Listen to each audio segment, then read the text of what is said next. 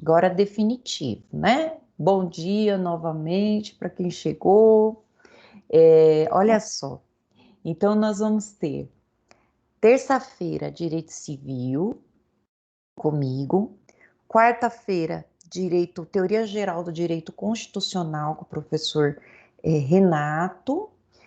Ele já tem algumas aulas gravadas que vocês precisam assistir. Assistindo as aulas, vocês conseguem pegar o fio da meada e ir atrás e perguntar, fazer as perguntas, façam perguntas para o professor. E na sexta-feira, de novo comigo. O que vocês fizeram para merecer 2 dias comigo? Eu não sei, né? Mas tem. Sexta-feira, teoria das penas aqui. E vamos ter uma psicologia que é 100% online. E aí, tendo alguma dificuldade, algum problema em psicologia, vocês também podem me procurar que eu ajudo vocês. A hora que ela estiver disponível, eu aviso. E aí, eu também sou coordenadora do curso de vocês, eu atendo de segunda a quinta, das 14 às 17 horas. Podem me procurar lá que estou à disposição, que eu puder ajudar, eu ajudo, que eu não puder, eu conheço quem ajuda e a gente vai se ajudando aqui. Quero que todo mundo esteja super bem aí e a gente possa fazer um semestre muito legal, muito proveitoso para nós, mesmo nessa situação aqui de aulas online, né? A gente gosta do presencial. Mandei para vocês, então, a apostila de Direito Civil, a de Penal, vocês podem dar uma lida nela, mas a gente vai usar nos próximos semestres. Então, Direito Civil, Direito Constitucional e Teoria das Penas não tem apostila. Vocês vão ter que acompanhar pelo material que eu deixo no AVA, ou adquirir o livro. Psicologia vai ter a apostila, eu mando para vocês daqui a pouco, eu me comprometo a mandar para vocês daqui a pouco essa apostila aqui. É muito gostoso, psicologia aplicada ao direito, é muito legal, e vocês, eu tenho certeza que vocês vão gostar. Essas apostilas, elas são mais no início do curso. No início do curso tem essas matérias com apostila. Mais para frente, pessoal, a matéria vai ficando um pouco mais pesada, e aí vamos precisar. O interessante é que cada livro, cada matéria que vocês tenham, vocês adquiram, pode ser em PDF ou pode ser em livro mesmo, um livro base para vocês aprofundarem. Então, aqui hoje eu vou falar sobre direito e moral, aprofundar no livro. Essa nossa matéria de direito civil, ela vai nos acompanhar pelo curso quase que inteiro, porque o direito civil é enorme, o direito privado é enorme. Para vocês terem ideia, eu tenho um livro completão de direito civil aqui, olha o tamanho dele. Ó, esse aqui é do professor Flávio Tartucci. Como que eu sei que o livro é bom? Eu ponho ele aqui, se ele parar em pé, que ele é bom. Olha só. Mas, né, não precisa Não tá comprar um aparecendo livro. mais. Oi? Eu Não tá também tenho aparecendo uma. nem mais. Não entendi. Não apareceu? Não. Deixa eu mostrar aqui. Esse aqui é o civil inteiro, ó. Peraí. Agora apareceu? Pra mim não tá aparecendo, não. Você não tá me vendo? Não, nem pra Não. mim. Hoje, como vocês não estão me vendo? Eu tô me vendo. Agora apareceu aqui Tá num sem quadrinho bem vídeo. pequeno. No Mas... quadrinho pequenininho. Deixa Tô eu tá. vendo tirar sim, esse Agora... quadrinho. Deixa eu tirar esse quadrinho. Só que deu uma travada agora. Vejo Agora outra. Eu vejo outra tela. Olha lá.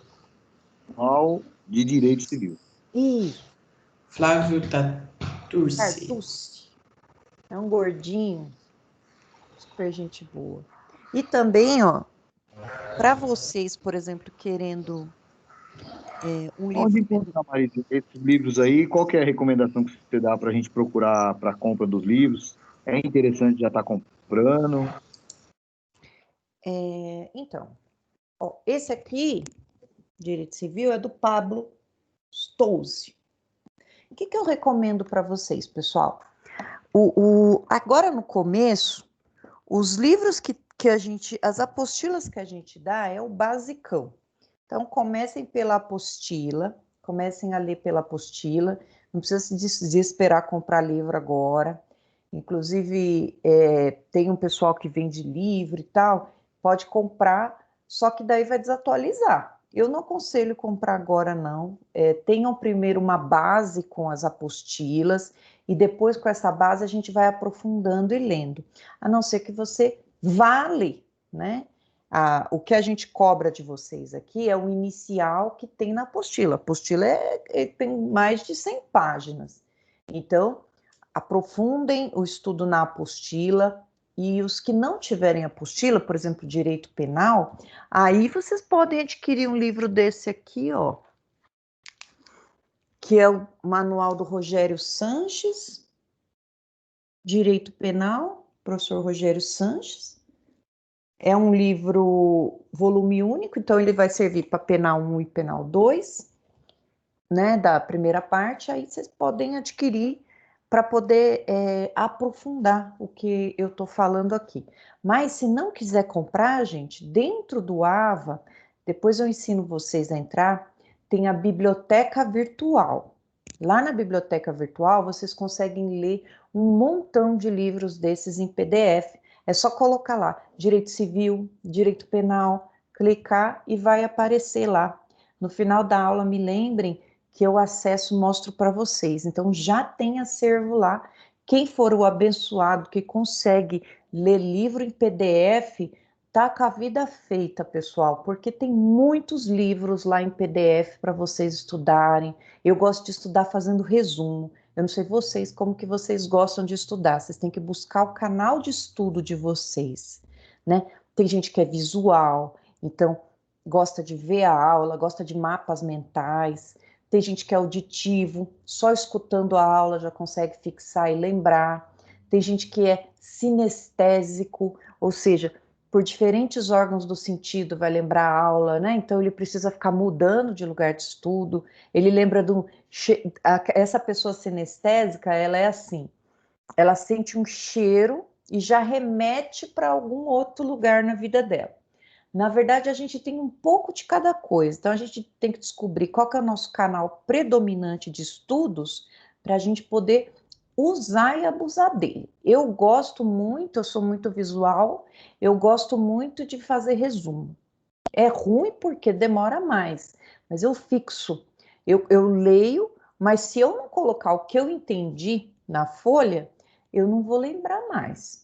Quem é auditivo pode baixar a lei em áudio e ficar escutando, ou ficar escutando videoaulas e tal. E aí, quem tem essa facilidade de estudar em PDF é uma maravilha, porque economiza um dinheirão comprando livros. Eu sou mais da moda antiga, eu não consigo muito, eu gostaria de conseguir ler livros em PDF, porque no AVA tem bastante coisas. Então, vamos continuar aqui. Isso aí que você está falando, mano, eu cheguei até a estudar sobre essa parte dos sentidos do ser humano. A minha parte, por exemplo, ela é auditiva. Eu pego muito rápido a fala, né? O som, o áudio. Isso é Então eu estudo, detecto rápido. quem quiser aprofundar, é estudo de programação neurolinguística. E Isso é muito legal você aprender, né? Porque depois eu vou mandar um vídeo para vocês de um professor ensinando a estudar. E ele fala o seguinte para a gente, que é diferente você ver a aula de você estudar, né? Ver aula é um comportamento totalmente passivo. Vocês estão aí recebendo informações, mas para vocês internalizarem essas informações que eu estou passando para vocês, é um ato sozinho. Vocês têm que, então, sentar e estudar, né? Quem não adianta só que ainda ele pergunta, que horas que você estuda? Aí o pessoal, de manhã. Não, de manhã você vê a aula, quero ver a hora que você estuda. E no nosso curso, na nossa faculdade, é muito importante, porque todo o conteúdo que a gente está vendo desde o primeiro semestre é um castelinho que a gente está montando, porque lá no final do curso, nós vamos ter o título da faculdade de bacharel, mas a gente, para exercer nossa profissão, nós precisamos passar na OAB. Então, a OAB vai cobrar o quê? Tudo que a gente viu desde o primeiro semestre. Então, a gente precisa ir estudando e não adianta estudar e falar, deixa para lá, nunca mais vou ver essa matéria. Não, precisa ir estudando sempre as matérias e elas vão se encaixando. Eu tenho o costume de sempre ficar voltando nas matérias anteriores para poder fazer sentido. No começo, pessoal, nada faz sentido. Parece que os professores estão falando grego. Então, não se preocupem, porque quanto mais a gente senta para estudar, mais vai fazer sentido para nós. E por falar em fazer sentido, né? Eu vou mostrar para vocês, então. Preparei bastante coisa para nossa aulinha de hoje. E vamos, então. A gente está na estaca zero do direito civil. E eu vou contar aqui com a paciência de vocês aqui, porque não estou conseguindo abrir o negócio. E aí eu vou pedir um favor. Se por acaso eu estiver aqui travando, ou o que eu estiver falando, vocês não estejam visualizando, me avisem para eu arrumar aqui, tá? Que eu quero que vocês vejam. Esse material aqui, eu vou disponibilizar no grupo depois para vocês, mas eu tenho fé que já já vai aparecer essa matériazinha no AVA. Enquanto não aparece, vocês vão acompanhando com a apostila que eu deixei para vocês aí no grupo agora há pouco. Essa matéria é de direito civil. Direito civil, pessoal, nada mais é do que as relações de direito privado. A gente tem a parte do direito, o direito, vamos pensar num grande círculo. E esse direito vai ser dividido entre direito público e direito privado. Qual que é a diferença principal? No direito público, o que acontece ali é de interesse de todos nós.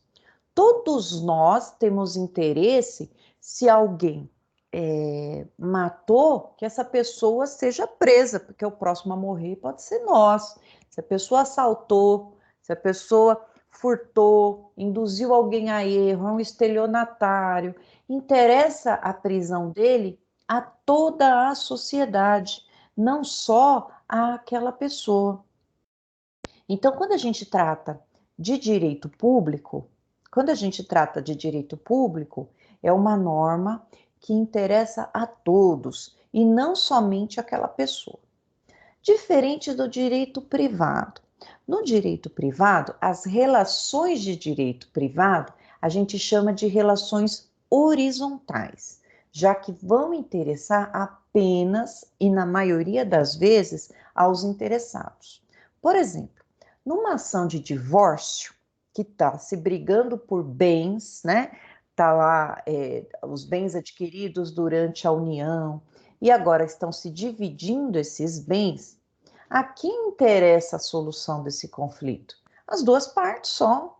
As outras pessoas no mundo não têm interesse sobre aquilo, ou, na verdade, não deveria ter, né? Salvo no inventário do Gugu, que está todo mundo aqui preocupado, né? Como que vai ficar essa pendenga, né? Mas, na maioria das vezes, há de convir comigo que o divórcio do fulano, a ação de alimentos lá do outro, não interessa para a gente.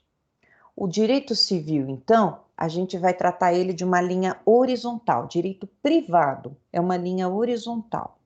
E o direito público é uma linha vertical, em que de um lado vai estar o Estado, federação, que a gente conhece como o Estado Federado e a República Federativa do Brasil, e do outro lado, nós, sociedade. Então, é uma linha vertical. E na linha do direito privado, é uma linha horizontal. De um lado vai estar uma pessoa, de outro lado vai estar outra pessoa. Por exemplo, de um lado vai estar vocês, alunos, do outro lado vai estar a instituição de ensino. A instituição de ensino, ela vai passar para vocês o ensino, em contrapartida vocês vão pagar por esse ensino, o tanto que ela estipulou lá no contrato e vocês aceitaram.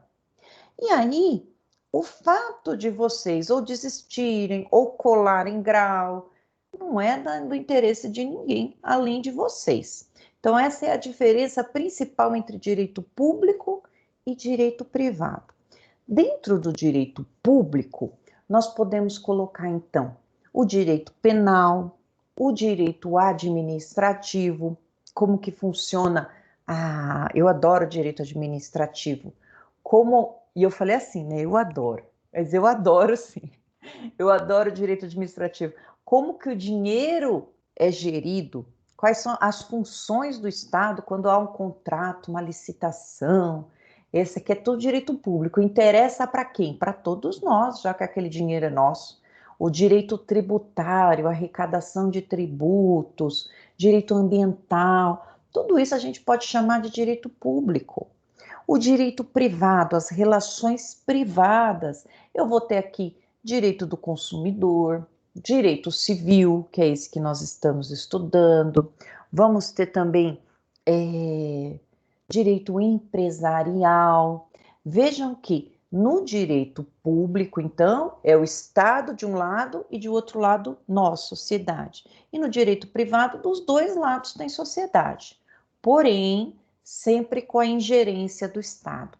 Porque se ele não tiver ali para regular as normas, ninguém obedece nada, né? A gente já vai falar disso, porque que precisou ter normas jurídicas no nosso sistema como um todo mundial, né? Então eu coloquei aqui, inicial. O direito público é aquele reservado aos interesses gerais da coletividade. Direito privado é o que diz respeito aos interesses dos indivíduos em particular. E aí a gente pensa aqui num acidente de trânsito. Um acidente de trânsito em que houve somente danos materiais, somente os carros que colidiram. Nesse caso, interessa para a gente? Não, eles que se arrumem para lá, se tiverem seguro, se não tiverem, é problema deles. Mas se houve um acidente com vítimas, já que tinha um buraco na pista. Aí, nesse caso, interessa a todos nós, porque podia ser qualquer um de nós ali, né, já que aquela falta de gerência do Estado. Então, essa é a diferença primordial. Mas eu já adianto para vocês que essa diferença aqui, ela é só para fins didáticos, porque na vida real, para a gente, tudo que a gente for fazer sempre vai ter ingerência do Estado, seja de forma de um lado da balança, ou seja, ele dando direitos e garantias, né?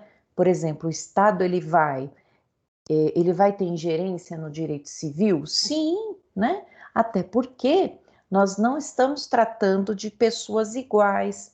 Olha só, de um lado tem vocês aqui como consumidores, do outro lado tem o Banco Bradesco. Olha a diferença do poderio econômico. Então, sempre vamos precisar ali de normas que regulam. O Edmundo caiu. De normas que regulam essas interações para que haja ali o obedecimento da lei. Vamos falar isso já. E aí. Tô ouvindo, tá? Tá bom. E aí, pessoal, a gente vai falar um pouquinho, aqui eu estou na seção 1 da apostila, sobre um tema que eles estão tratando na apostila, tem que seguir ela, sociabilidade humana e a distinção entre direito e moral. Numa forma bem simples para nós, olha só, o que significa sociabilidade humana? O ser humano é um ser gregário. O que é isso? Ele é um ser que se agrega. Ao contrário de mim, né? Gosto de todo mundo ter ali vive em comunidade, que eu sou um ser meio que antissocial. Vive em comunidade, todo mundo juntos ali. E disso podem ter muitos e muitos problemas por essa sociabilidade, já que se não tiverem leis, as pessoas geralmente não vão cumprir, vão só ver o lado delas, não é assim? Eu digo para vocês que, se não havendo leis, as pessoas só fazem o que elas querem.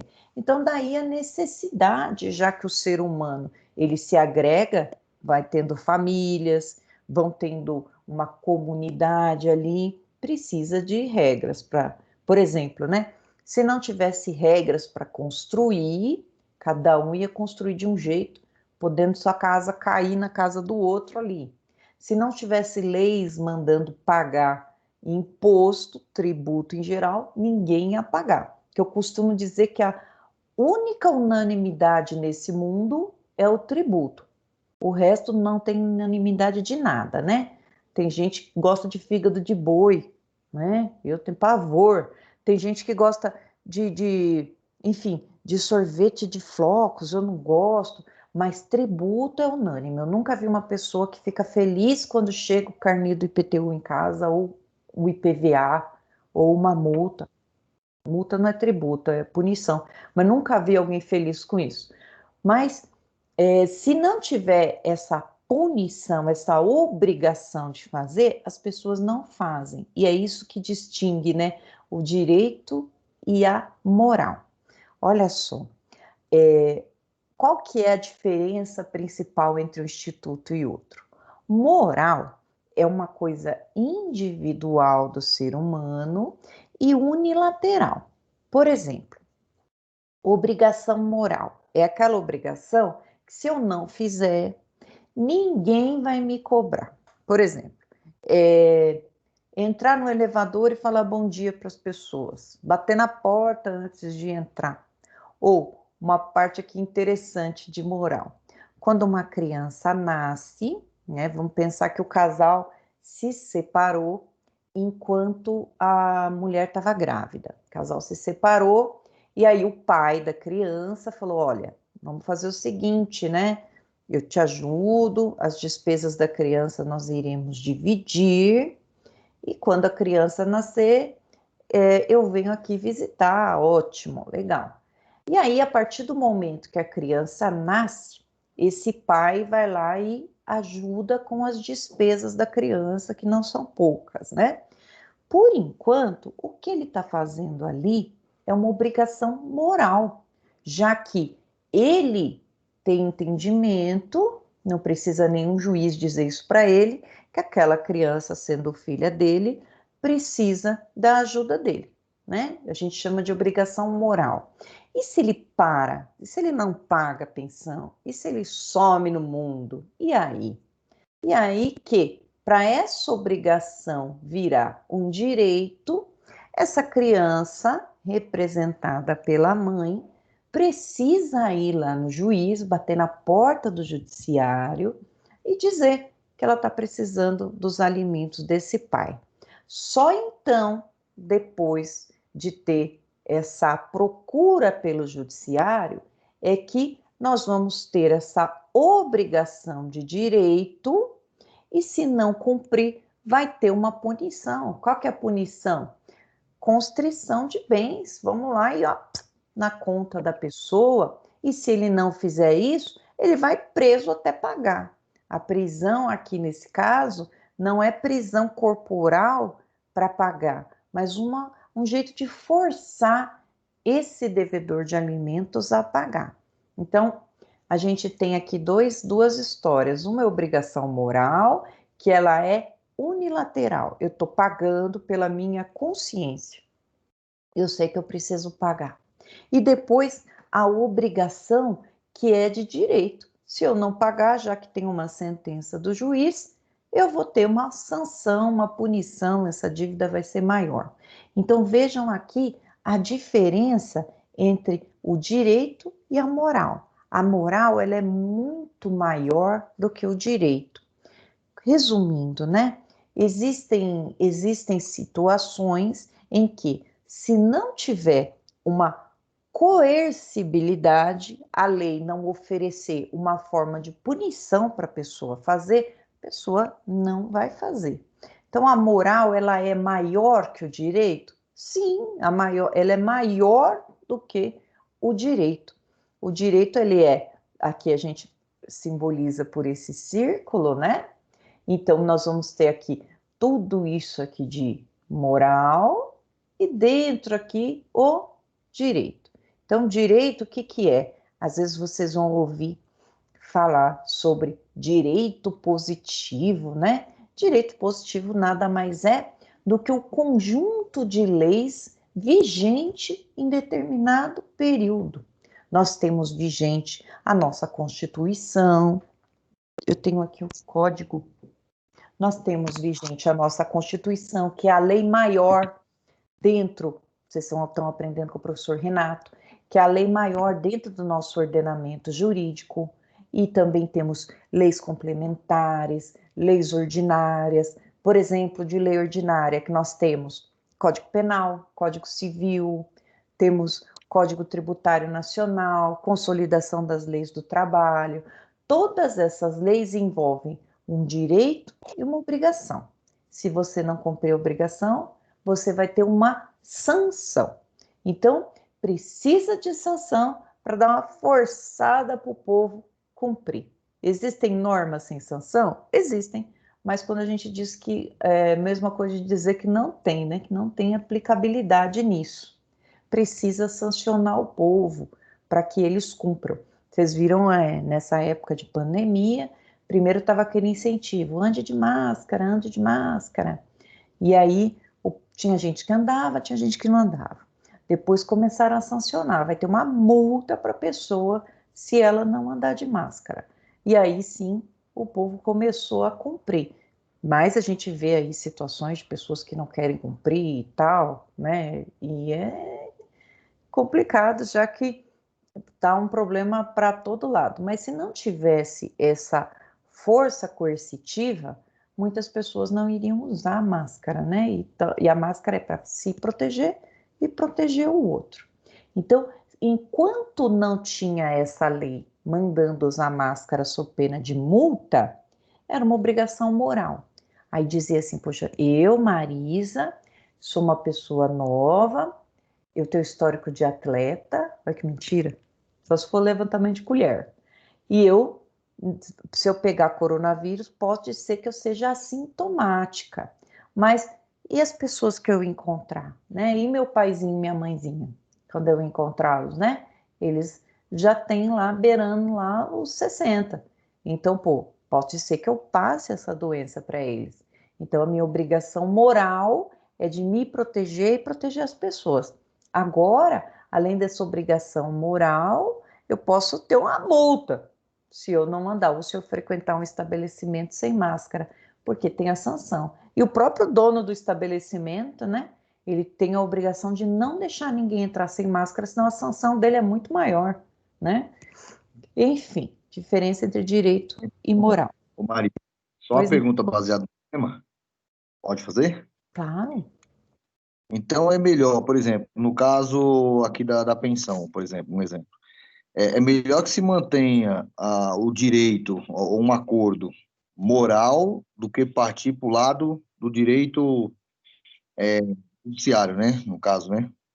Então, olha só, Edmundo, há Só para ter uma noção, situações, uma sim, falando. é muito melhor. Há situações, assim, para que existe a fixação de alimentos? Para quando o casal não tem um acordo sobre o pagamento. Então, precisa entrar o juiz na história para dizer para um pai que ele tem que pagar, né? Eu conheço gente que nunca precisou fixar isso no judiciário. A vida inteira foi lá e contribuiu com a sua parte. Contribuiu com a sua parte e, nesse caso, houve um acordo entre eles e nunca precisaram procurar o juiz, nunca. Então, é necessário o judiciário quando há risco da pessoa não pagar. Havendo risco da pessoa não pagar, aí ela precisa da sanção, né? Preciso fixar isso preto no branco. Olha, eu imagino, né, que, olha só, coisa mais triste que tem é a ação de regulamentação de visitas. Poxa, né? Você tem um pai e uma mãe ali e tem que ter dias certos para ver a criança, né? Eu, por exemplo, como filha que sou e apaixonada pelos meus pais, eu fico imaginando se minha mãe só deixasse eu ver meu pai de 15 em 15 dias, e eles são separados há muitos anos. Eu ia morrer do coração. Mas existe essa situação. Quando os dois não entram em acordo, precisa vir o judiciário. Infelizmente, existe muito disso, né? Precisa vir o judiciário ali porque as pessoas não entram em acordo. Mas se conseguir um acordo entre eles, não precisa do judiciário, né? Eu vou precisar, no caso do divórcio, que eu tenho que tirar uma situação jurídica, desfazer uma situação jurídica de casamento. Mas quanto à criação dos filhos, isso aí não tem nada a ver com relacionamento amoroso, né? Tem a ver mais com respeito e consideração. Então, se não tiver fixação de alimentos, mas o pai contribuir com a obrigação moral que ele tem, nunca vai ter problema. Não precisa levar para o judiciário isso. Entendeu? Maravilha. Fechou. Fechou? Então vamos lá. Continuar aqui. Então, o que é direito positivo? É o direito posto, a norma jurídica em determinado tempo, né? Aí está escrito assim na apostila. Normas em que determinado momento histórico são sistematizadas com a finalidade de regular as relações de determinada sociedade. Direito positivo, então, é o direito escrito. Nós vamos ter, então, vários, né? Por exemplo, o atual Código de Defesa do Consumidor, o atual Código Civil, ele é direito positivo, está escrito. Direito natural ou justnaturalismo. Aqui a gente está tendo um pouco de conceito que vocês vão encontrar por aí, mas aqui a apostila nessa introdução está trazendo para a gente. O direito natural ou justnaturalismo significa um direito que vem antes do direito positivo, ou seja, ele não precisa nem estar escrito para existir, né? Corresponde a uma justiça superior, uma justiça da natureza.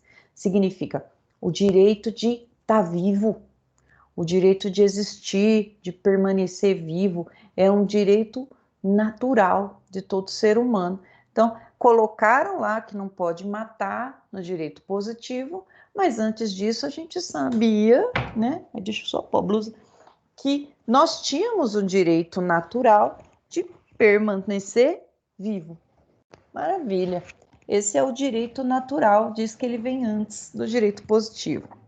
Só que esse direito positivo, ele tem algumas características. E essas características é a imperatividade e atributividade. São características da norma jurídica. Ó, imperativa, por que ela é imperativa? Vamos lembrar do poder de império. Eu mando. Ó, é imperativa porque tem o poder de impor a uma parte o cumprimento do dever. Eu mando cumprir, já que a lei é imperativa. Não existe essa história de lei que não pega. A lei é imperativa, significa que todos temos que cumprir. O imposto de renda é 27,5%. Se aumentar o imposto de renda para 50%, nós vamos ter que recolher 50%, não tem para onde correr. Não adianta falar, não, eu só vou recolher 27,5%. Manda e a gente obedece. E ela é atributiva também. O que significa atributiva? Atribuir à outra parte o direito de exigir o cumprimento do dever imposto por uma norma. Obrigatório devolver o que se tornou um acordo. Peraí, obrigatório devolver o que se tornou um acordo. Não, peraí, essa aqui é outra coisa. Então vamos lá. O que a gente está dizendo aqui sobre a lei ser imperativa e atributiva? Então, ela é imperativa porque força um comportamento. A lei está dizendo para fazer e a gente tem que fazer. E ela é atributiva porque, a partir do momento que a lei manda fazer, ela pode exigir o cumprimento. Isso aqui, vamos pensar no direito público, direito penal. Não pode matar, tem uma norma imperativa.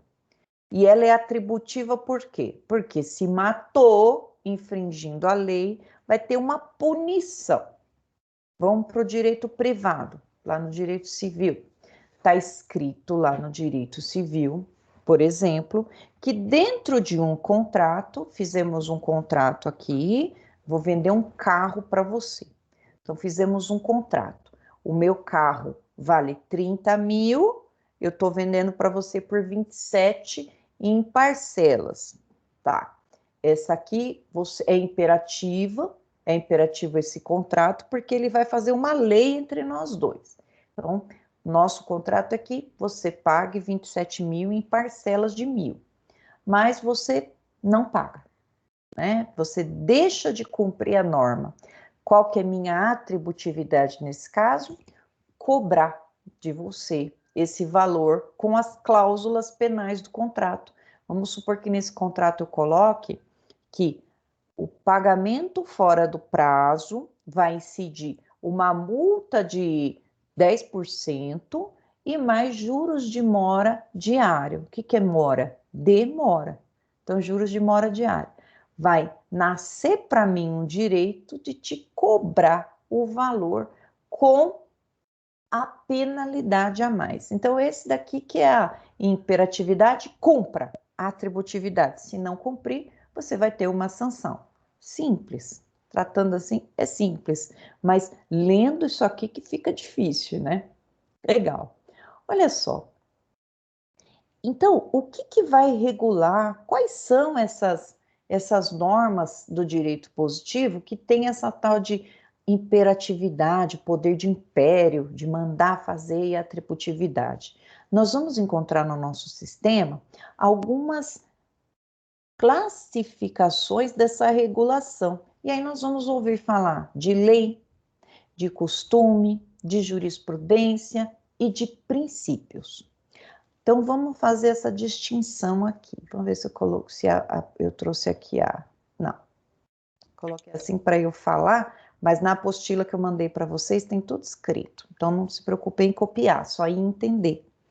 O que é uma lei? Lei, lei é um tipo normativo emanado do poder competente para fazer lei e que tem uma carga de imperatividade e atributividade. A nossa Constituição Federal, ela vai dizer o seguinte, que o poder emana do povo. É o povo que tem poder.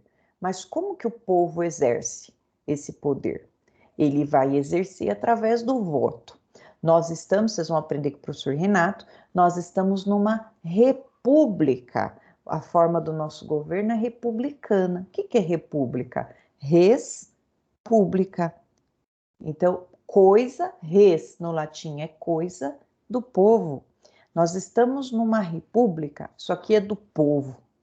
Então, o poder é nosso, nós que escolhemos nossos representantes.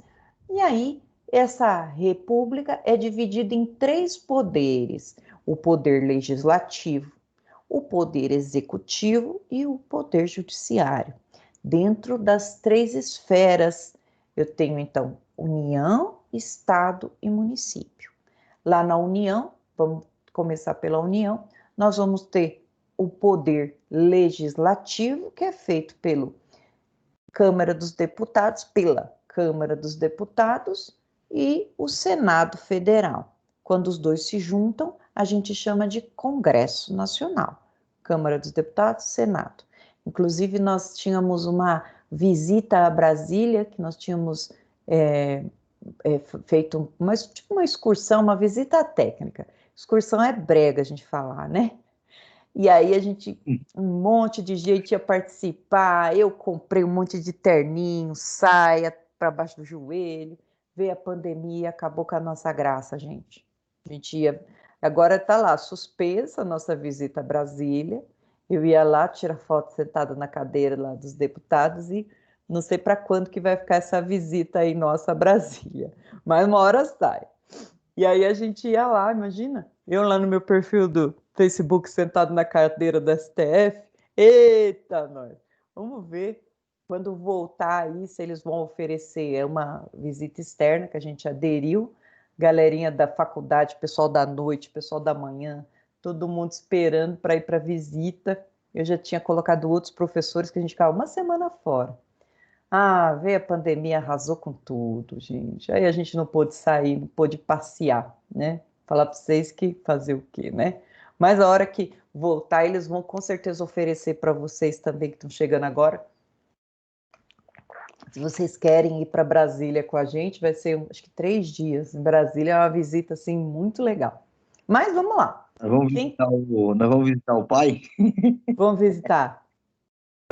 Bolsonaro. Vamos visitar todo mundo. Não é meu pai, não. Vamos visitar. Olha lá, então, 3 poderes: legislativo, executivo e judiciário. Legislativo vai criar as leis. Nós temos lá nós temos Câmara dos Deputados, Senado Federal, deputados federais, né? Eu faço assim por causa do Niemeyer, colocou o Senado para baixo, a Câmara para cima, Casa do Povo, Casa dos Estados. Poder Executivo, que vai ser aqui representado pelo presidente da República, e o Poder Judiciário. A gente vota para escolher os nossos representantes aqui, no Poder Executivo, no Poder Legislativo. Maravilha. Então, quando fala que o poder emana do povo, significa nós, povo, que colocamos essa galera no poder e eles que vão criar as leis. Então, vejam a importância do nosso voto. E trazendo para a esfera dos estados, das unidades da federação, também vamos ter as assembleias legislativas com os deputados estaduais, temos também o governador e temos também o judiciário. Mas na esfera municipal nós não temos judiciário.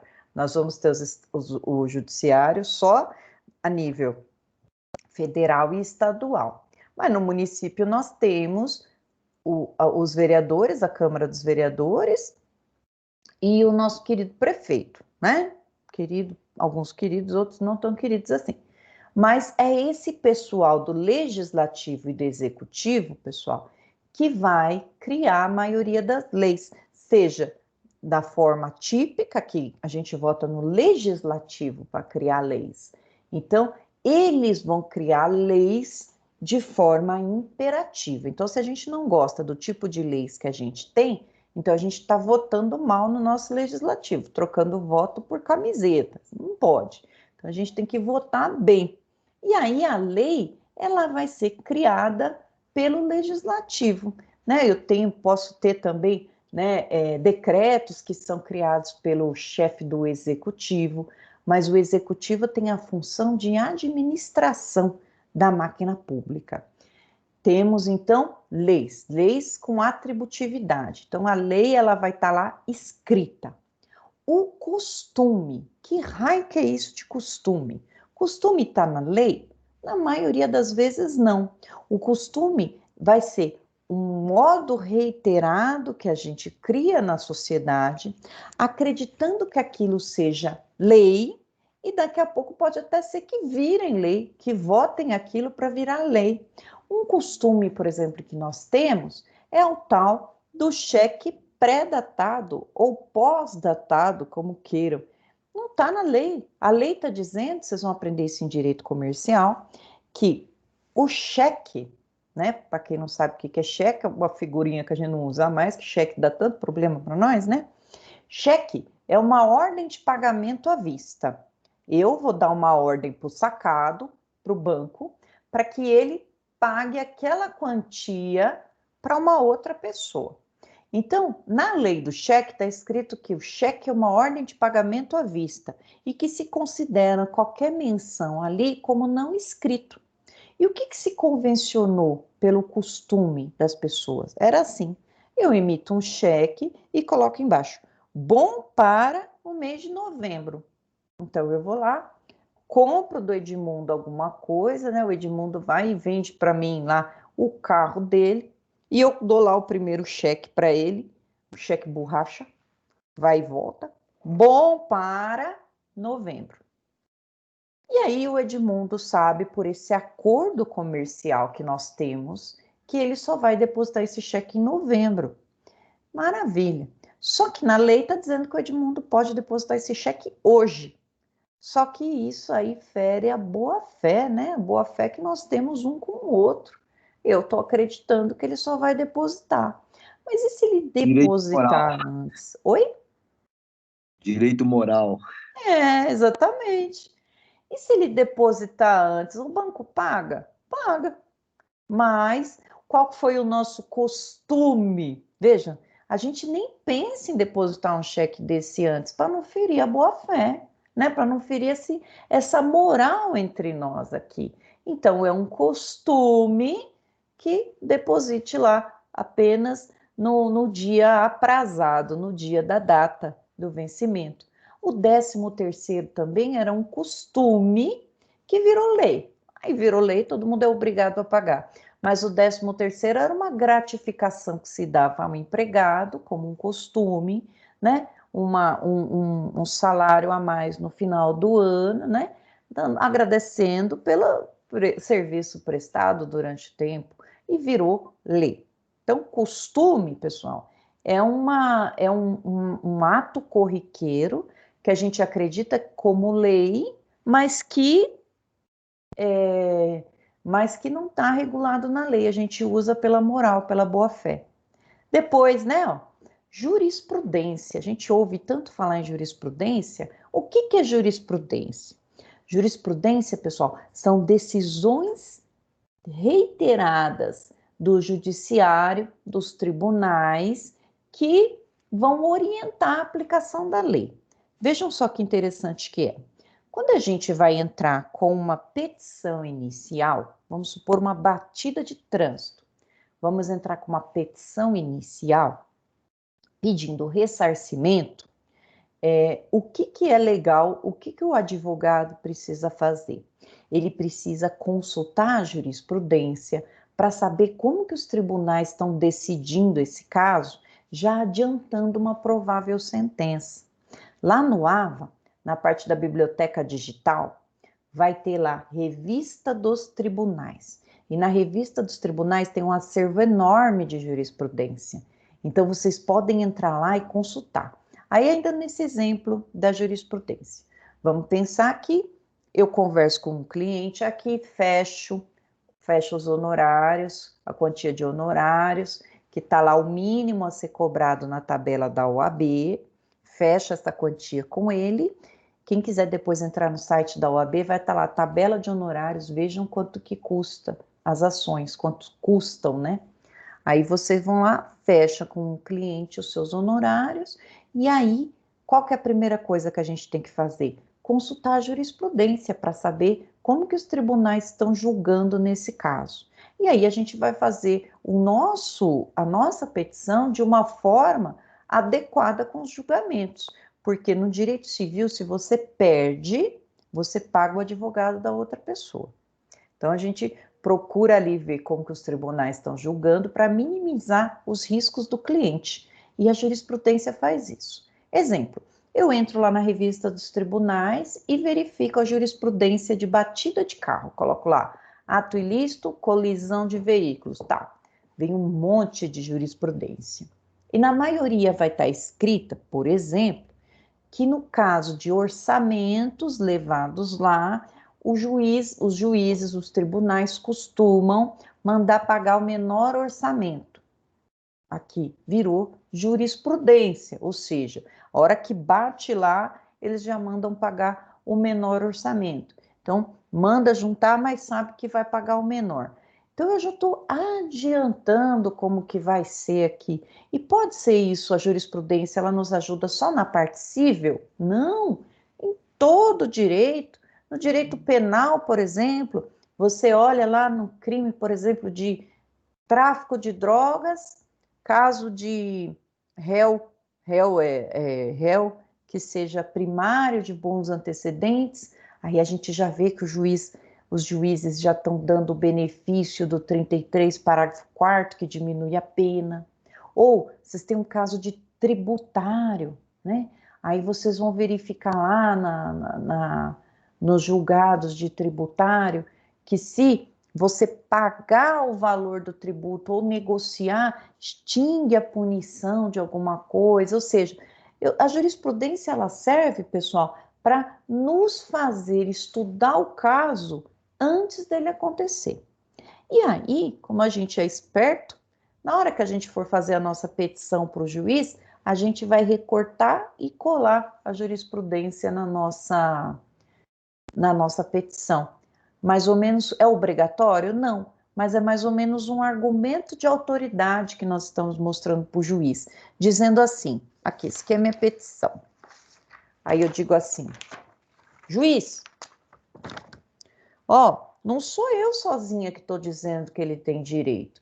Olha o Tribunal de Justiça aqui do Estado, numa situação semelhante, dizendo que ele tem direito. Então, percebam o peso maior. Já tem decisão nesse sentido. E ali a doutrina não colocou, mas aqui nós temos uma importante fonte do direito também, que é, eu vou acrescentar aqui, A doutrina. Vocês devem ter ouvido falar de doutrina. Doutrina significa qual é... Aqui, eu vou pegar uma doutrina para mostrar para vocês aqui. Aqui, meu querido Pablo. Esse homem aqui é um homem maravilhoso. Querido Pablo, isso aqui é uma doutrina? Sim. O que é uma doutrina? Doutrina é a interpretação de uma lei à luz de um estudioso do direito. A doutrina, ela vai dizer assim, como eu interpreto a lei, como essa pessoa interpreta a lei, explicando para a gente como que interpreta. Então, vejam o peso disso, além da jurisprudência, na nossa petição. A gente diz assim na nossa petição. Não sou só eu, Marisa, que estou dizendo isso, não, juiz. O próprio Pablo Stouzi, que é juiz, e o Rodolfo Pamplona também, que é juiz, estão dizendo a mesma coisa. Aí vamos lá, a gente cita um trechinho e coloca a página. Tudo isso é argumento de autoridade. A doutrina, ao mesmo tempo que ensina a gente a interpretar, ela serve como uma força a mais na hora que a gente for peticionar, né? A gente chega lá e coloca uns doutrinadores conceituados, e aí o juiz não tem como fugir de dar o que a gente está pedindo, porque a lei está no nosso lado, mais ou menos assim. E para que isso não seja apelativo de uma forma contrária? Na verdade, o juiz tem a liberdade de dizer sim ou não. O que você está fazendo é um raciocínio persuasivo para o juiz ficar do seu lado, né? Estou mostrando para ele, olha, a jurisprudência está dizendo para você julgar desse jeito, a doutrina está falando para você julgar desse jeito, o juiz pode escolher se ele, eu não concordo com essa jurisprudência, eu não concordo com essa doutrina, não me dá. Mas aqui eu estou colocando, eu estou falando o direito do meu cliente e fundamentando na lei, na doutrina e na jurisprudência. Então, o fato do juiz aceitar ou não depende dele. Se ele não aceitou, a gente vai para o tribunal. E o tribunal Isso aí pode não quer ficar ao dizer nosso favor. uma afronta, não. Isso aí Oi? não quer dizer uma afronta, né? Não quer dizer Não, de uma jeito nenhum. E a gente faz uma petição respeitosa, né? Dizendo para o juiz assim, eu não estou falando assim, ó, segue aqui porque o seu chefe está seguindo. É mais ou menos o que você está dizendo mesmo, né? Ó, o seu chefe lá, o desembargador, que está acima de você, ele entende assim. Mas o juiz tem total liberdade para não concordar. Então a gente está dizendo assim, ó, além disso, os tribunais estão decidindo desse jeito, a doutrina está desse jeito, e quando a gente na prática encontra jurisprudência e doutrina a nosso favor, aí a gente nada de braçada, fica feliz aqui dizendo, ó, é assim que tem que ser na nossa petição. A nossa petição, ela é sempre o argumento que a gente vai ter, vocês vão aprender em teoria da argumentação, ela é sempre um raciocínio persuasivo para trazer ele para o nosso lado. Nós vamos interpretar a lei para o nosso lado. Mesma coisa vai fazer a parte contrária, vai trazer julgamentos contrários ali. Então, quando a gente vai fazer uma petição, a gente tem que escolher se a gente vai lutar. É uma guerra, né? Processo é uma guerra, só que é uma guerra santa, né? A gente não briga, a gente argumenta. E o seu argumento pode ser uma faquinha de rocambole ou uma bazuca. Quanto mais você estuda, quanto mais você se aprofunda no tema, maior é a sua arma, maior é a sua capacidade bélica. Então, às vezes, você pode ir lá. Mas, no caso aí, ó, o advogado ele pode entrar com essa petição para sua própria defesa ou o cônjuge ou não? Atuar em causa própria, você quer dizer? Isso? Pode sim. Eu não aconselho, viu, o Edmundo? Eu não aconselho porque eu fiz um processo na minha vida em causa própria, eu me arrependo amargamente porque se envolve sentimento, né? Então você fica puto da vida. Eu tinha vontade de pegar a outra parte pelo pescoço. Então, o advogado, eu sempre oriento que pegue um outro advogado isento, que daí o advogado vai lá, tenta um acordo, conversa, não faça nada em causa própria. Você tem que ter um ânimo de ferro, né? Eu costumo dizer que a gente é melhor contratar um colega para fazer, mas que pode sim. Se você for advogado, você pode atuar em causa própria, pode fazer o seu próprio divórcio, ou o inventário lá da sua família, pode fazer tudo que você quiser em causa própria, sua própria ação trabalhista. O meu irmão, quando ele saiu de uma empresa e ficou muitos anos no jurídico lá, ele mesmo fez a ação trabalhista dele. Ele tem um nervo de aço, né? Eu ia ficar muito brava fazendo, porque quando envolve direito dos outros, a gente está ali representando e defendendo. A gente nunca pode pegar o problema para a gente, o problema é do cliente. Não pega o problema para você, não, senão vocês ficam doidos. Então, quando a gente age em causa própria, o problema é nosso. Então, é ruim por isso. A gente mistura muito as estações. Mas poder, pode. Vamos lá, então, terminando aqui. O que são os princípios gerais do direito? Os princípios gerais do direito, já aproveito para dizer para vocês que sempre que a gente for estudar princípios, a gente precisa lembrar que os princípios são os pilares do nosso castelo que nós estamos construindo. E os princípios gerais, não são leis, mas eles podem ser leis se forem escritos, que eles vão orientar a aplicação da lei. Eles vão orientar a aplicação da lei. É como se fosse normas que orientam como que eu vou aplicar. Aqui, por exemplo, eu tenho um princípio geral do direito que vai dizer: ninguém é dado se beneficiar da própria torpeza. Vamos pensar numa situação aqui em que eu não junto um documento ou eu escondo o processo, não devolvo o processo no cartório. Na época que eu preciso entregar, eu tenho, por exemplo, uma semana para ficar com o processo comigo e não entrego.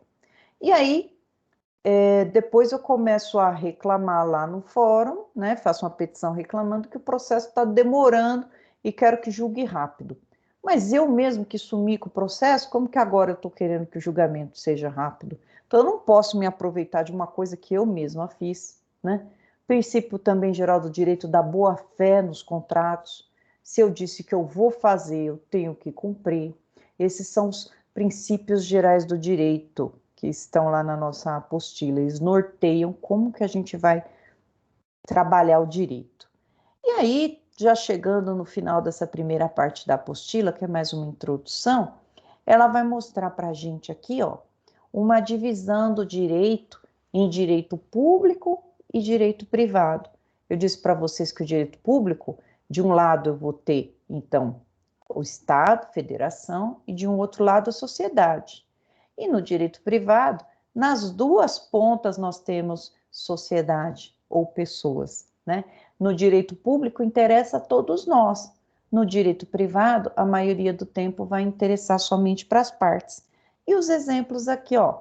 No direito público, nós temos o direito constitucional, quais são os direitos fundamentais das pessoas, como que funcionam os poderes, repartição de competências, quem que faz determinada lei, interessa a todos nós.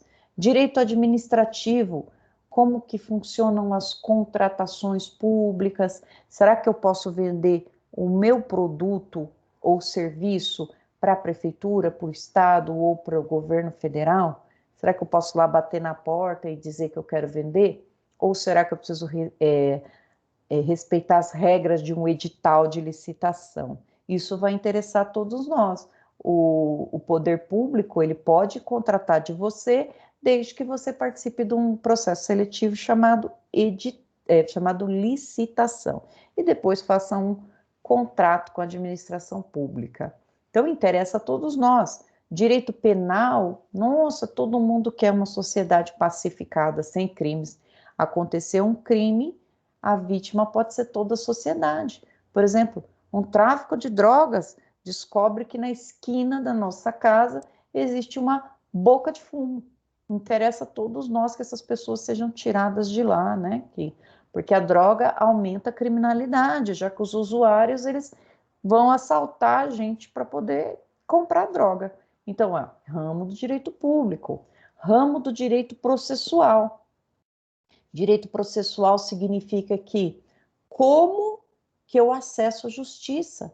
Eu acesso à justiça No cível, como que eu faço uma petição inicial? Os requisitos das petições iniciais estão lá no artigo 319 do Código de Processo Civil. Depois, como que se faz uma denúncia ou uma queixa-crime no penal, que também vai estar lá no artigo 41 do Código de Processo Penal. Quais são os recursos para determinadas decisões? Isso aqui vai interessar a todos nós, né? A defesa da sociedade. Depois, como funciona o judiciário, direito penal, direito internacional, também pode ser um ramo, é um ramo do direito público. Quais são os pactos que nós somos signatários no direito internacional? Também é direito público.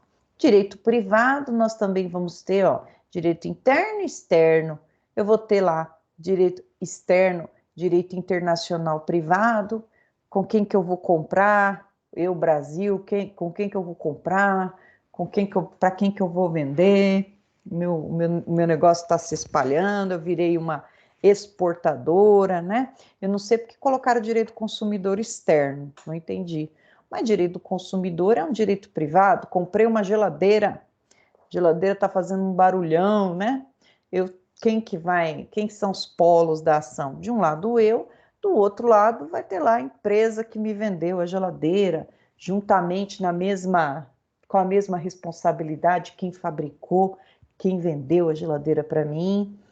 Direito civil, que é esse que nós estamos estudando, que vai, já no próximo slide eu vou mostrar para vocês, que ele vai regular desde que a pessoa nasce até a morte dessa pessoa, e aí como que ela adquire direitos, como que ela contrata, quais são os contratos, depois o casamento, regime de casamento, posse, propriedade, uso capião, e lá no final o inventário. Então, desde que ela nasce até ela morrer, o direito civil vai gerir as relações das pessoas. Por isso que ele acompanha a gente por todo o direito.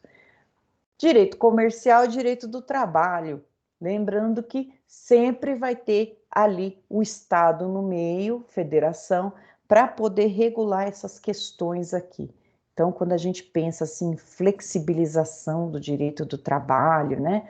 A gente está querendo afastar o Estado do direito do trabalho, não é isso que a gente quer, porque a gente sabe que a negociação com o empregador, ela é difícil. Então, precisa ter um braço forte do Estado para que a gente não perca direitos que foram conquistados à base de muito sangue, né? O que mais aqui? Acho que estrutura do Código Civil. Olha lá, o que é essa estrutura? Dentro do Código Civil, que é essa matéria que nós vamos estudar, nós temos a parte geral do código, que ela vai tratar de pessoas, bens e fatos jurídicos.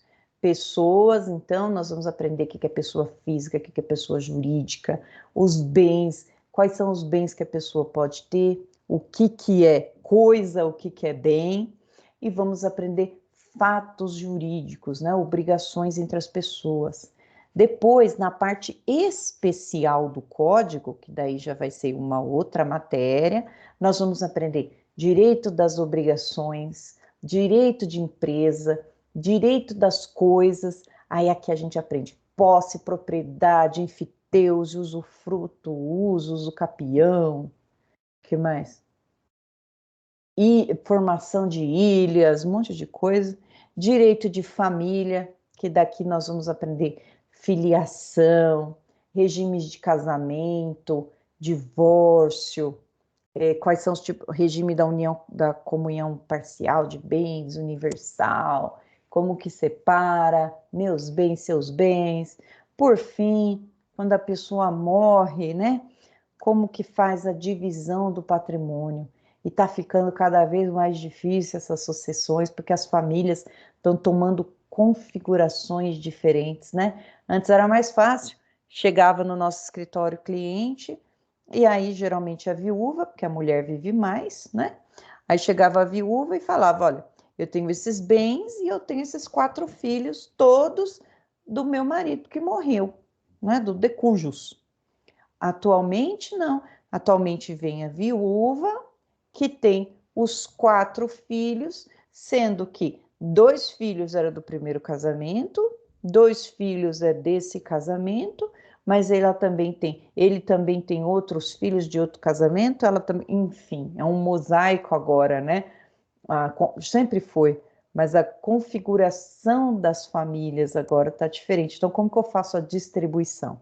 Isso a gente aprende em direito das sucessões, galera. Aprende no direito das sucessões. Então, maravilha, alguma pergunta até aqui? Isso aqui é o que nós vamos estudar durante os 10 semestres aqui de Direito Civil, que é uma matéria muito legal, eu acho muito interessante essa matéria. Deixa eu trocar aqui de slide. Tá todo mundo bem aí? Todo mundo me ouvindo? Estão Todo mundo cansadinhos? sentado na cadeira. Todo mundo sentado? Se a gente estivesse na aula, na sala de aula, o negócio ia ser um pouquinho mais diferente, né? Que eu sou uma pessoa diferente na sala de aula, porque eu sou uma pessoa séria, né? Mais ou menos. Vamos lá, então. Deixa eu ver. Ai, meu Deus. Deixa eu ver qual que é o que eu quero mostrar para vocês. Ai, aqui eu não consigo ver. Deixa eu ver se é esse. Peraí. Eu acho que é esse. Se não for, a gente troca.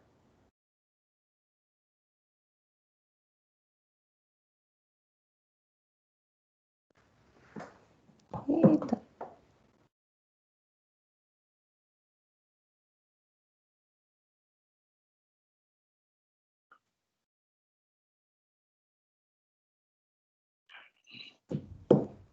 Ixi, eu acho que tem um pessoal falando.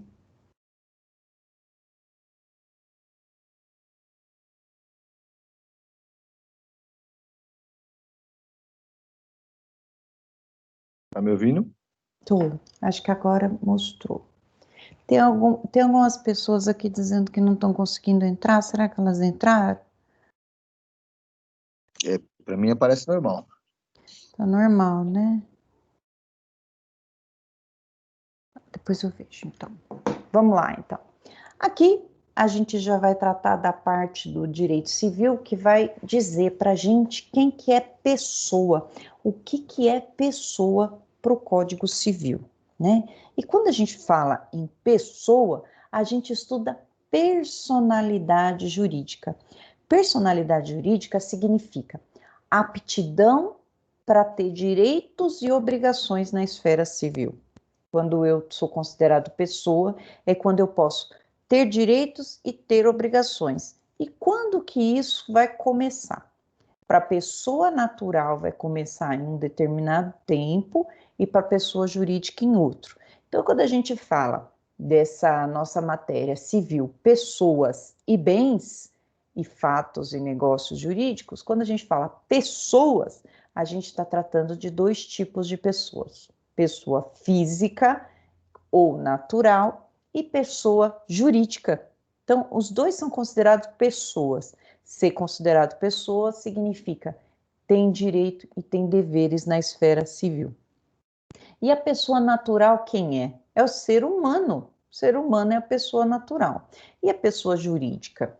Pessoa jurídica pode ser um conjunto de pessoas, por exemplo, uma sociedade empresária, um conjunto de pessoas ou uma destinação patrimonial, ou seja, pode ser uma fundação. Fundação é uma destinação de patrimônios e a sociedade é um conjunto de pessoas. E aí nós vamos descobrir quando elas passam a ter direitos e deveres na órbita civil. Olha lá. Então, eu vou deixar aqui a nossa telinha aqui, aparecer ela inteira, para a gente começar a falar sobre pessoas. O que é pessoa? Aparece tela. Não aparecer, vai assim mesmo. Aí, agora acho que apareceu esse primeiro. A gente falou o que é pessoa física, pessoa jurídica. A pessoa jurídica, ela vai ter, então, direitos além das pessoas que a compõem. A gente já faz uma pessoa jurídica justamente para isso, para que o direito não veja as pessoas naturais, mas reconheça a pessoa jurídica. Pessoa natural, gente, isso aqui é importante, né? Ela vai ter personalidade jurídica a partir de quando? Olha lá, está no artigo 2º. a personalidade civil da pessoa começa no nascimento com vida, mas a lei põe a salvo desde a concepção os direitos do nascituro. Uma pessoa vai ter direitos e deveres na órbita civil a partir do momento do nascimento com vida. É isso que o Código está dizendo no artigo 2º. Nasceu com vida, você é pessoa para o direito. Mas tem aquela vírgula ali, aquele ponto e vírgula, a lei põe a salvo, desde a concepção, os direitos do nascituro. E aí, diante dessa vírgula aqui, vamos abrir 3 teorias diferentes. Olha só. Primeiro, 3 teorias diferentes, só por causa daquela vírgula. Teoria natalista significa todo mundo que nasce vivo tem direitos. A pessoa nasceu viva, ela vai ter direitos e obrigações. Por exemplo, eu quero fazer uma doação para minha sobrinha, filha da minha irmã, que está no ventre da minha irmã. Só que eu só vou poder fazer essa doação aqui, ela só vai poder receber se ela nascer com vida.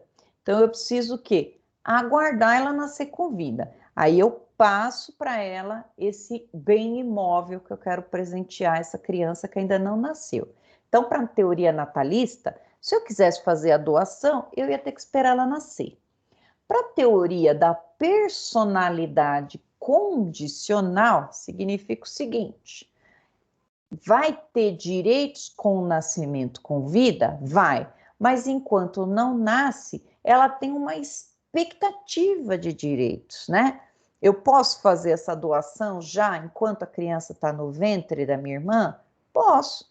Só que esse direito só vai se concretizar, ele vai deixar de ser expectativa e vai se tornar um direito a partir do momento que nasceu com vida. Já que o que a lei fala? A lei põe a salvo os direitos do nascituro. Então, segura esse direito. Nasceu com vida, é dela. Se não nasceu com vida, devolve para o meu patrimônio. Marisa. E a teoria concepcionista? Essa teoria aqui é a mais avançada que tem. Pela teoria concepcionista, já é pessoa desde o ventre materno. A partir do momento da concepção, ou seja, o óvulo fecundado grudou na parede do útero e é o fenômeno da nidação, já podemos dizer que ali existe uma pessoa. Então, se eu quiser transferir um patrimônio de doação, eu posso colocar ali que eu estou transferindo para o nascituro de Gabriela, minha irmã. Então, vejam a diferença entre uma teoria e outra. Na primeira, só quando nasce. Na segunda, pode doar, mas só vai ser dela quando nascer. Por enquanto, ela só tem expectativa. E na terceira, está no ventre, já é uma pessoa, já pode receber direitos. Olha aqui. E por vezes a nossa lei ela vai usar uma ou outra teoria. A maioria das vezes vai usar essa teoria natalista, só quando nasce com vida tem direito. Mas, por exemplo, nós temos uma lei que se chama Lei dos Alimentos Gravídicos. Significa, a criança, enquanto está sendo gerada, ela já tem direito aos alimentos. Então, a partir do momento que a mulher tem lá o exame positivo de gravidez, ela pode procurar o judiciário dizendo que fulaninho é o provável pai e que ela está tendo despesas com a gravidez, está tendo que comprar remédio, está tendo que fazer exames, e ela quer que já seja fixado o alimento desde já, desde o beta-HCG na mão. Tem direito? Tem direito. E olha só, depois que essa criança nasce, converte em alimentos já definitivos. Mas e se o camaradinha não foi o pai, não for o pai? E aí? E aí ele vai ter que entrar depois que a criança nascer com uma investigação de paternidade, já que a criança não leva o nome dele. Ele só tem o dever de pagar alimentos. Vejam que com a teoria concepcionista, quando? Desde a gravidez. desde do exame positivo, a mulher conseguiu provar que ela teve um relacionamento, mesmo que momentâneo, com aquele rapaz, ele vai ter o dever de pagar os alimentos. Nasceu, ele entra com uma investigação de paternidade. Fez o DNA, não é dele, ele se livra de pagar alimentos. E aí ela que vai ter que entrar com investigação de paternidade contra qualquer outro pai que ela tenha ficado para engravidar, que seja o pai biológico dessa criança. Perguntas frequentes. E o valor que ele pagou? Alimentos são irrepetíveis, eu não tenho ressarcimento de alimentos pagos. Ou, mas qual que é a outra pergunta que eles fazem sempre? Não sei, vou deixar aí para vocês se tiverem alguma pergunta, mas isso daqui é só para explicar para vocês que, por vezes, a nossa lei vai se basear na teoria concepcionista para dar direitos. Exemplo, né, de outro exemplo sobre levar em consideração direitos da pessoa dentro da barriga ainda, né? O próprio aborto, né? O aborto, que é uma norma penal proibitiva, só tenho 2 tipos de aborto que podem ser realizados, que é aquele quando corre risco a mãe, ou quando é proveniente de um estupro. Se nesse caso a mulher quiser abortar, não é obrigada, se ela quiser abortar, ela tem esse direito. Mas essa proteção leva em consideração a pessoa, já leva em consideração como pessoa, como detentor de direito à vida. Ou um exemplo mais recente ainda da teoria concepcionista, lei de biossegurança. Estava assim, uma briga grande para ver se poderiam usar os óvulos criogenizados, fecundados, para pesquisa de célula-tronco. O que é isso? Vamos supor que eu, né, vá lá num banco de óvulos e queira congelar meus óvulos, mas já fecundados. Então, eu e meu marido, a gente vai lá e fecunda os ovos e deixa ele lá congelado. E aí eu falo, olha, agora eu não quero ter filho, mas pode ser que daqui a um tempo eu queira ter filho, né? Aí eu posso fazer que nem a Kardashian, escolher uma outra pessoa para ser barriga de aluguel não existe no Brasil, barriga de comodato, não posso cobrar. E a outra pessoa que engravida por mim ali, né? Com o meu óvulo fecundado com o esperma do meu marido. Tá lá. Então, dentro de uma gavetinha lá no freezer dessa clínica, vai ter, gente, óvulos criogenizados já fecundados. Tem vida ali? A hora que descongelar e colocar no útero, sim. Então, qual que era a briga ética? Se eu, Marisa, vamos supor que eu divorcie, vá embora, não quero ver o homem pintado de ouro, e aí muito menos ter filho dele. Vamos pensar que eu, por uma razão ou outra, chegue na clínica e falo, pode descartar esses óvulos, até porque tem um custo grande, o custo é caro, para manter esses óvulos lá congelados. Eu quero que você descarte esses óvulos, jogue no lixo. O que era a briga da biossegurança? Será que esses óvulos podem ser destinados a estudo de células-tronco? Será que isso é vida? Então foi aquela briga, por quê? Alguns diziam que aquilo ali, mesmo ainda não tendo sido implantado no útero da mulher, era uma vida, podia ser vida. E aí, o que o STF decidiu? Que sim, que podem ser, se eu estou descartando os óvulos, pode sim ser destinado ao estudo de células-tronco. Só posso considerar vida se implantar isso na mulher. Como a mulher que é detentora daquele direito e o marido não querem, estão dizendo joga fora, então, nesse caso, pode sim ser usado para o avanço da ciência. Precisou de uma briga enorme para poder decidir isso. Então, óvulo criogenizado, fora do útero da mulher, não é considerado vida, não é considerado pessoa para o direito. Olha só como que a nossa lei é interessante, né? Então, acho que vocês conseguiram entender a diferença entre essas 3 teorias. Qual que a gente vai ficar, que é a que está no artigo 2º lá. Quando eu considero pessoa? Quando nasce com vida. Ali já considero detentor de direitos e deveres. Mas a lei vai pôr a salvo ele desde a concepção.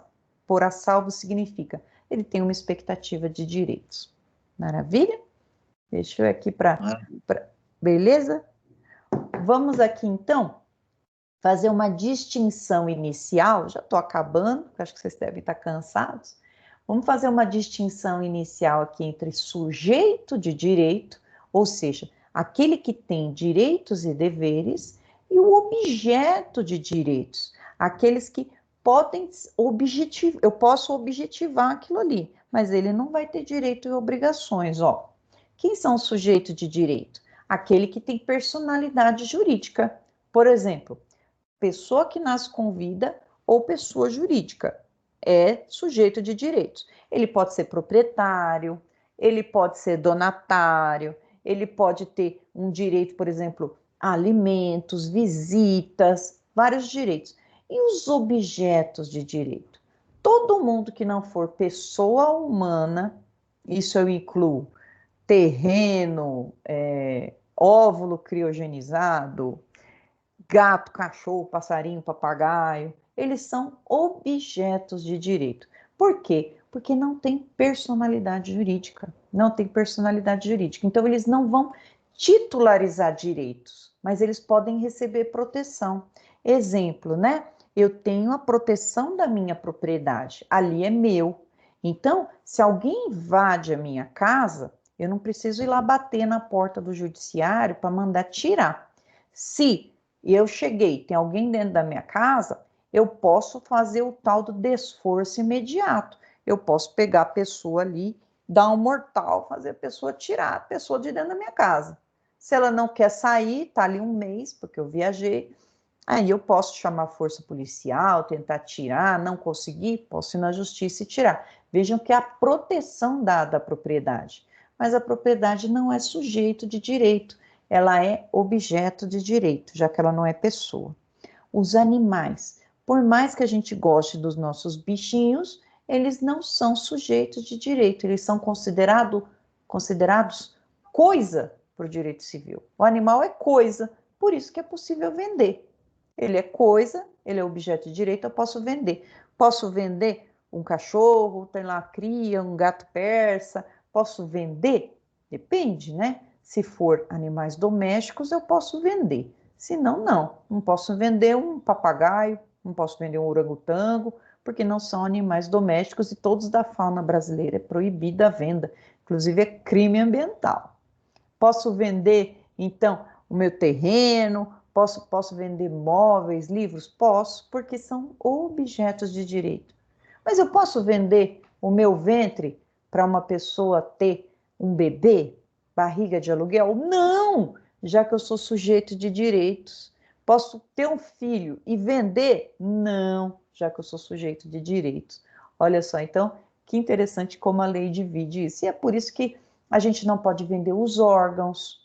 Eu posso, por exemplo, ir num banco de sangue e falar, olha, eu quero, ontem mesmo doei sangue. Posso chegar lá e falar, olha, eu quero X pelo sangue que eu estou vendendo. Não, já que eu sou sujeito de direitos, eu não posso vender. É proibido comercialização de órgãos no Brasil, né? Não posso vender um rim. Em outros países até pode, a pessoa vende um rim, vende um pulmão. Aqui a gente não pode de jeito nenhum vender e muito menos usar o nosso corpo, né, como uma forma de amealhar dinheiro com os nossos órgãos. Não pode barriga de aluguel, não pode. Inclusive, pode ceder o útero, aí a lei vai dizer que pode, desde que seja algum parente próximo, mãe, ou sogra, cunhada. Agora, eu não posso ser pessoas totalmente diferentes, mas a gente vai chegar nisso já quando a gente falar do direito ao corpo. Eu acho que, deixa eu ver, eu acho que já tá beleza aqui sobre personalidade. Falamos de personalidade, vamos falar um pouquinho sobre capacidade. São institutos parecidos, porém, a capacidade vai dizer o seguinte: Vamos pensar numa criança que acabou de nascer. Vai dizer assim: você, criança, tem direito a alimentos. Mas e aí? Essa criança, ela tem capacidade de ir buscar esses alimentos no fórum? Não. Nós vamos então precisar de alguém com capacidade para isso. E o que isso significa? Que até os 16 anos dessa criança, ela vai ser representada por alguém. E dos 16 aos 18, ela vai ser assistida por alguém. E aí, quando a gente vai tratar de capacidade, nós vamos falar de capacidade plena e de capacidade limitada. A pessoa ela vai ter capacidade limitada quando ela precisa de alguém para agir por ela. E a capacidade plena ela vai ter quando ela sozinha pode ter os atos da vida civil. E olha só que interessante, eu lembro de um exemplo de quando eu era criança, e foi um vendedor de livro lá na escola, eu estava na 8ª série, que acho que é no ano agora, eu sou das antigas, e aí eles, criança, coisa mais fácil, né? Quem tem filho, de povo ir lá querer vender as coisas e a criança querer comprar. E aí eu lembro que eles venderam os livros, eram livros caros, né? E eu falei, não, tudo bem. Meu pai tem um cheque lá, ele pode fazer um valor que ele quiser naquele cheque, eu nem sabia. Pode, parece que quando a gente tinha 13 anos há 20 anos atrás, é diferente dos 13 anos de hoje, parece, porque eu era tão tonta. Enfim, aí fiz lá, assinei um contratinho que eu queria aqueles livros, ia pagar em 4 parcelas. Eu lembro que ia pagar em 4 parcelas o livro. Vamos chutar aqui R$ 1.000, 4 parcelas de 250. E aí eu assinei aquele contrato. Cheguei em casa com os meus livros, toda feliz. Falei, mãe, olha o que eu comprei. E eram uns livros nada a ver de anatomia, mostrando como que era doença no pé. Eram uns negócios lá, tinha muita foto, eu adorei. Queimaduras. Minha mãe, o que é isso? O homem lá foi vender os livros e tal. Não, senhora, vai devolver. Falei, mãe, o moço falou que não pode devolver. Se eu trouxer para casa, ele não aceita de volta, tem que pagar. Será que eu tinha, com 14 anos, capacidade para assinar esse contrato? E a resposta é não. Por quê? Até os 18 anos, para eu assinar um contrato desse, eu preciso de alguém junto comigo que seja maior e responsável por mim. Até os 16 anos, a minha mãe assina tudo por mim, e dos 16 aos 18, ela assina comigo, porque eu tenho capacidade limitada. Eu só vou ter capacidade plena a partir dos 18. Aí, a partir dos 18, se eu quiser assinar e comprar o que eu quiser, eu compro, já que eu sou detentora pessoalmente dos meus direitos e obrigações. E isso que a gente estuda no Instituto da Capacidade. Até os 16 anos, então, minha capacidade é limitada, né? Eu sou titular apenas de capacidade de direito, que é a mesma coisa de personalidade jurídica. Nasceu com vida, você vai ter capacidade jurídica, mas para exercer, eu preciso de alguém junto comigo, porque a minha vontade não vale muita coisa. Para alguns autores é sinônimo de personalidade. Todo ser humano tem capacidade de direito. Capacidade limitada é o exercício mínimo da personalidade. Então vamos pensar que nós vamos hoje fazer uma ação de alimentos para uma criança. Como que a gente tem que fazer?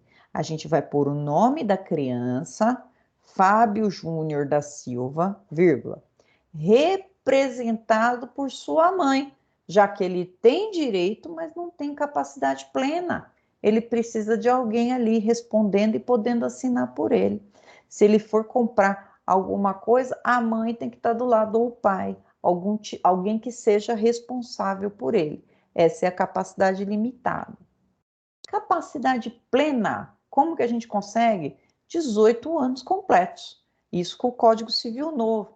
Código Civil antigo, a nossa capacidade plena vinha com 21 anos, né? Agora mudou. Desde 2002, que a capacidade plena nossa vem com 18 anos. Com 18 anos, você é detentor de toda a capacidade de exercer seus direitos e obrigações na esfera civil. Não precisa de ninguém, né? Não precisa de ninguém para fazer isso por você. Capacidade minha, Capacidade Oi? plena, né? A plena. Capacidade plena. Tá Plena é com na apostila 18 tá anos. pena. Isso. Capacidade plena. Tá pena aqui, né? Eu vou arrumar. Isso, Capacidade plena, não pena. isso. Obrigada. Ele é o detentor da capacidade de fato. Aqui, ele mesmo pode entrar com a ação, não precisa de ninguém para, junto com ele, exercer. Tá aqui, ó, capacidade plena. Depois eu vou arrumar para frente. E aí, né? Tem uma parte que alterou a nossa lei, que foi em 2015, já faz um tempinho, né? Já faz um tempinho, tem 5 anos que essa parte de incapacidade foi alterada. Mas é importante a gente ver como que ficava antes e como que está agora. Olha só, o Estatuto da Pessoa com Deficiência alterou sensivelmente essa parte das incapacidades. Porque como que a lei entendia antigamente para uma pessoa ser capaz de direitos e obrigações? Ela tinha que ter, para ter capacidade plena, ela tinha que ter 18 anos e discernimento. E aí, o Estatuto da Criança, desculpa, o Estatuto da Pessoa com Deficiência começou a entender o seguinte, né? Ele trouxe para a gente a seguinte visão. O fato de uma pessoa ser deficiente não quer dizer que ela seja incapaz. Ela é tão capaz como qualquer um. Existem vários tipos de deficiência, o que não torna essa pessoa incapaz. Mas vejam só, né, que coisa, porque o código trouxe essa tal de incapacidade aqui para uma proteção dessas pessoas. Caramba, se a pessoa tem um problema mental e ela tem um automóvel e ela é deficiente mental, você consegue fazer essa pessoa vender por um preço baixo. Então, o fato de ter alguém assinando com ela mostra que ela está sendo protegida por alguém. Só que o Estatuto da Pessoa com Deficiência tirou esse deficiente mental como incapaz. Agora ele é tão capaz como qualquer um. Então, isso que deu uma reviravolta aqui e causou muitas críticas, já que o Estatuto da Incapacidade, alguém assina com você, não é para punir, mas para proteger. Então, eu coloquei aqui para vocês como que era antes e depois. Ó, antes, o requisito para ter capacidade plena era a idade e o discernimento. Precisava ser discernimento, ou seja, consegue exprimir a sua vontade. Depois, entende-se que o discernimento para a prática dos atos da vida civil era demasiadamente preconceituoso, tendo que ser abolido. Olha como que ficou agora. Aí eu coloquei a crítica aqui: declaração de incapacidade da lei não é sanção, sanção é punição, mas proteção. Olha como que ficou antes e depois. Antes do Estatuto da Pessoa com Deficiência, absolutamente incapaz de exercer pessoalmente os atos da vida civil e deveriam ser representados quem eram? Os menores de 16 anos e os que por enfermidade ou deficiência mental não tiverem o discernimento para a prática desses atos, ou os que, por causa transitória, não puderem exprimir sua vontade. Eram absolutamente incapazes quem? Menor de 16, esse permaneceu. Está lá no artigo 3º do Código Civil atual, ó, absolutamente incapazes menor de 16. Esse prevaleceu, permaneceu. Mas, ó, aquele deficiente mental, sem discernimento, e o outro que por causa transitória não puder exprimir sua vontade, vamos pensar aqui numa pessoa em coma, deixou de ser absolutamente incapaz. Vamos ver para onde eles foram parar. Olha lá. Esse incapaz, ele tem que ser representado na vida civil, porque o que ele fizer sem essa representação de alguém é nulo. O negócio é nulo de pleno direito. Olha lá. É nulo o negócio jurídico quando celebrado por pessoa absolutamente incapaz. Significa, aquele exemplo meu eu fiz com 14 anos um contrato na escola para eu comprar livros. E eu, chegando em casa com o livro, minha mãe não quer. Se esse homem for lá na justiça executar esse contrato, o juiz vai falar, isso aqui é nulo. Marisa tem 14 anos, ela não pode assinar nada. O que ela vai fazer vai ser devolver, mas você não vai receber porque ela não tem capacidade nenhuma. Se a mãe dela tivesse assinado com ela, tudo bem, você poderia cobrar. Mas nesse caso você não pode, né? Então era uma proteção para mim. E essa proteção abrangia tanto as pessoas do deficientes mentais, que não conseguiam exprimir a vontade, e também aqueles que tivessem em coma, por exemplo, causa transitória, não poder exprimir a sua vontade. O Estatuto da Pessoa com Deficiência tirou, e agora só é nulo se for celebrado pela pessoa com menor de 16 anos.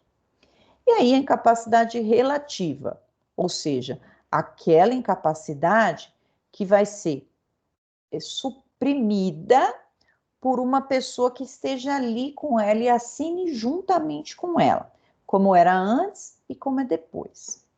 Olha lá, antes do Estatuto da Pessoa com Deficiência, maior de 16 e menor de 18 é relativamente incapaz. Ou seja, para alguns atos ele pode, para outros atos ele precisa de alguém para representá-lo, na verdade, para assisti-lo, para a decisão dele ser válida. Ele pode ser testemunha, mas ele não pode assinar um contrato sozinho. E também, quem eram também relativamente incapazes? Os ébrios habituais, viciados em tóxicos ou por deficiência tivessem o discernimento reduzido. Lá o absolutamente não tinha discernimento nenhum, aqui era reduzido. Então aquela pessoa que tinha algum problema de alcoolismo, aquela pessoa dependente de tóxico ou deficiente mental que tivesse um discernimento reduzido, tinha que ter o apoio de outra pessoa para poder firmar qualquer direito e obrigação. E também excepcionais sem desenvolvimento completo e os pródigos. Os pródigos são aqueles que vão gastando tudo que tem, gastam mais do que tem. Nesse caso aqui, eles eram absolutamente incapazes, mas essa lei foi revogada. Agora, o artigo 4º, como que ficou? Quem são os relativamente incapazes? Maior de 16 e menor de 18. Não mudou. Ébrios habituais e viciados em tóxico. Essas pessoas aí também continuam relativamente incapazes. Ou aqueles que, por causa transitória ou permanente, não puderem exprimir sua vontade. O que antes era absolutamente virou relativo. E os pródigos, que vão gastando tudo que tem. Então, ó, essas pessoas aqui, depois do Estatuto da Pessoa com Deficiência, eles passaram a precisar de alguém para assinar junto com eles. Mas o que eles fizerem, vamos supor que eles fazem um negócio jurídico sem ninguém junto com eles. Qual que vai ser a sanção? O negócio pode ser anulável. Isso significa que a incapacidade relativa, ela vai ter uma proteção menor, já que o negócio vai surtir efeitos até que a pessoa consiga lá na justiça anular. Então vejam que é diferente. E aí, né, as críticas acerca do Estatuto da Pessoa com Deficiente né, como que eu extraio a vontade de uma pessoa que está em coma? Como que eu vou saber, por exemplo, que essa pessoa tem vontade? Né? Então ficam algumas perguntas a serem respondidas, né? E depois, pela nova redação da nossa lei civil, então, o deficiente físico e mental, deficiente físico, tudo bem, se ele guarda as faculdades mentais dele, ótimo. Mas como que essa pessoa que é mentalmente incapaz em qualquer grau é plenamente capaz, né? Por exemplo, tem casos de pessoas com Alzheimer que ela não tem condições nenhuma de exprimir a vontade dela. Mas se ela assinar um contrato ali que ela está vendendo o imóvel dela, acabou, está plenamente feito. Então vejam, o Estatuto da Pessoa com Deficiência, ele entendeu que é preconceito o que a lei estava tratando como proteção. Então vejam só que Que coisa, né? Eu acho isso um... Eu acho que o pessoal dessa bancada aí deu um tiro no pé, na minha humilde opinião, né? Porque eu acho que quanto mais proteção para essas pessoas, melhor. Imagina só, até o anular um negócio jurídico feito por uma pessoa com Alzheimer, ter que entrar na justiça, provar que essa pessoa tem Alzheimer e que ela não podia ter aceito esse contrato. Imaginem só, né, pessoal, como que ia complicar a vida dessa pessoa, né? Mas vamos lá, é o que a nossa nova lei está dizendo que vai ser o que precisa ser realizado. Então, o Estatuto da Pessoa com Deficiência trouxe essa alteração. Opa, tem alguém chegando aqui. E eu acho que por hoje tá bom aqui. Enfiei um monte de matéria goela abaixo de vocês, né? Aproveitando que vocês estão quietinhos aqui. Cheguei até uma parte para frente aqui. Eu parei nas críticas do EPD. Deixa eu até marcar aqui. Semana que vem eu não esqueço. Quanto aos trabalhos, pessoal, eu vou fazer com vocês diferente. Vou colocar no grupo uma nova opção de fazer trabalho. Eu vou deixar fora. Que dia que vai ser a semana que vem? Terça. Oh, nossa, tá acabando o mês, hein? Sábado, terça. Então, eu parei no slide 13. EPD. Civil. Então, eu vou tratar de uma forma diferente de vocês, já que vocês não têm culpa nenhuma desse problema aí no sistema de vocês. Então, fiquem calmos, fiquem tranquilos. Eu vou passar um trabalho para vocês para compensar essa pontuação. O que eu peço, então, para vocês? Leiam as apostilas, acompanhem as aulas. Amanhã vocês têm aula do professor Renato, amanhã de manhã, né? Amanhã de manhã vocês têm aula do professor Renato. Eu costumo, pessoal, mandar para vocês as aulas que a gente vai ter no turno da noite, para quem quiser participar, ficar à vontade para participar, né? Não é obrigatório, só quem quiser participar. Acho que a gente só tem a